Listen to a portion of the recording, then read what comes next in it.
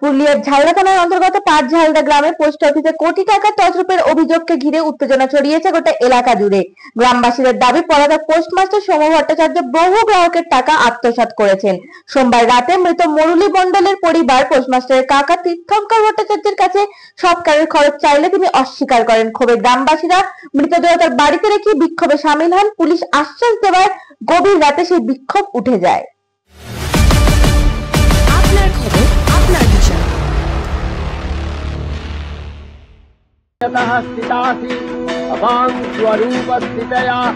मधुकैटवविध्वंसी विधात्री वरदे नमः। হাতে মাত্র কয়েকটা দিন, আসছে বাঙালির সেরা উৎসব দুর্গাপুজো। প্রস্তুতি নিচ্ছি আমরা। আপনার পুজো প্রস্তুতি থেকে বিসর্জন তুলে ধরবো স্মাইল ইন্ডিয়া নিউজের পর্দায়। আসছে শারদ সম্মান 2025।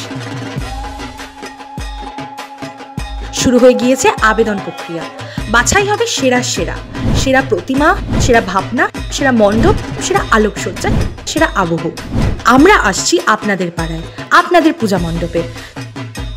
স্মাইল ইন্ডিয়া নিউজ বাংলার শারদ সম্মানে অংশ নিতে সত্বর যোগাযোগ করুন 9323397506 এই নম্বরে।